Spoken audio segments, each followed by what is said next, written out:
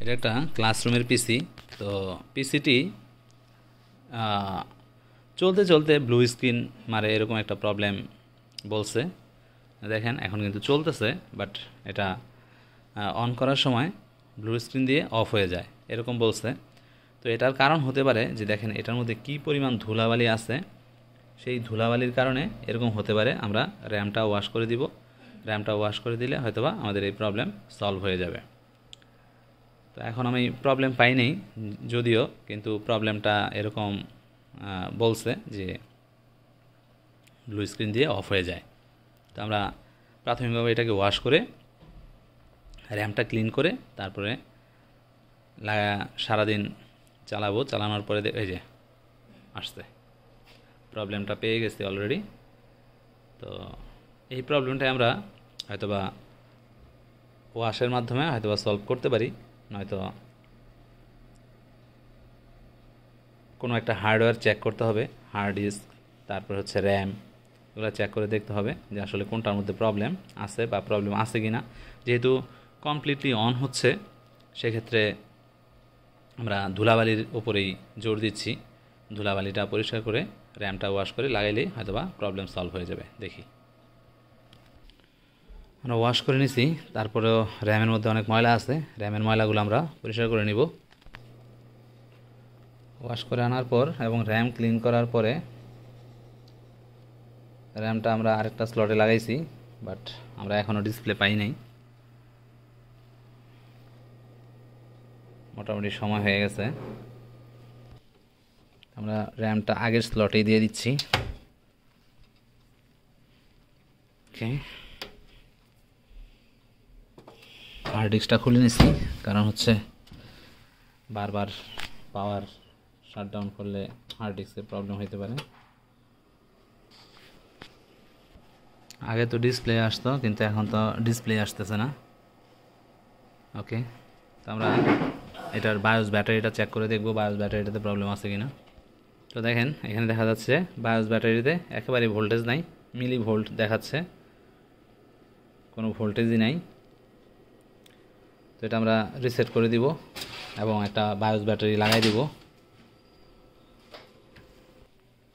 তো আমরা একটা বায়োস ব্যাটারি লাগাই দিছি নতুন। দেখেন এখন বায়োস ব্যাটারিতে 3.3 ভোল্ট আছে, ওই যে ভোল্ট লেখা আছে এখানে। তো এটাকে আমরা প্রাথমিক অবস্থায় রিসেট করে নিব। কেমন রিসেট করব কীভাবে, সেটা হচ্ছে বায়োস ব্যাটারিটাকে আমরা উল্টাভাবে 10 সেকেন্ড লাগায় রাখবো এবং র্যামটাকে খুলে দিব। ওকে, এই হচ্ছে রিসেটের প্রসেস, 10 সেকেন্ড। দেন হচ্ছে আমরা 10 সেকেন্ড হয়ে গেলে আমরা ব্যাটারিটাকে আবার সঠিক পজিশনে বসাই দিব।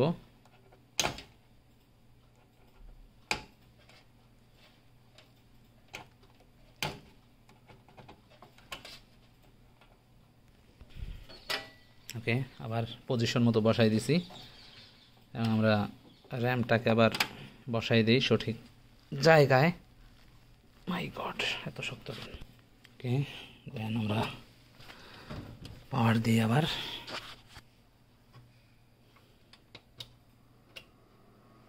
পাওয়ার দিলাম, দেখি ডিসপ্লে আসে কিনা। একবার অফ হইল, অটোমেটিকলি পাওয়ার আবার আসার কথা। আসছে, তো ডিসপ্লে আসার কথা। হ্যাঁ, ডিসপ্লেও চলে আসছে, দেখেন।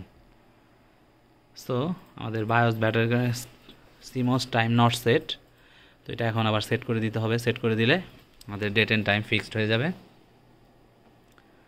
তো এটাই ছিল প্রবলেম মূলত, মনে হয় যে আমাদের বায়োস ব্যাটারিটা ডাউন হয়ে যাওয়ার কারণে এরকম প্রবলেম করতেছিল। তো আমরা হার্ড ডিস্কটা এখন পাওয়ারটা কানেক্ট করে দিই। ব্লু স্ক্রিন এবং পাওয়ারের সমস্যা দুইটাই এখন সলভ হয়ে যাবে। ওকে,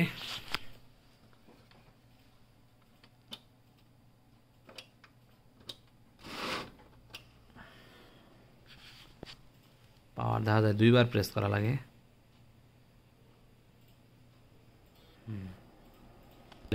ডিসপ্লে আসছে,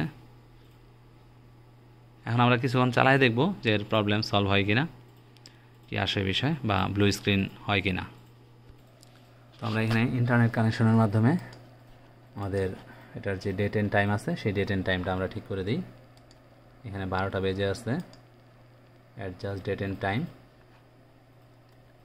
এখান থেকে ঢাকা আছে, জাস্ট এটাকে একবার অফ করি, অন করি। 2025 সাল হয়ে গেছে, দেখেন ঠিক আছে। এখন ডেট এন্ড টাইম ওকে। আমাদের আশা করি প্রবলেম সলভ। এখন আর কোনো প্রবলেম নাই, মেশিন চলতেছে। ওকে, এটাকে অ্যাক্টিভ করে দিতে হবে। Thank you.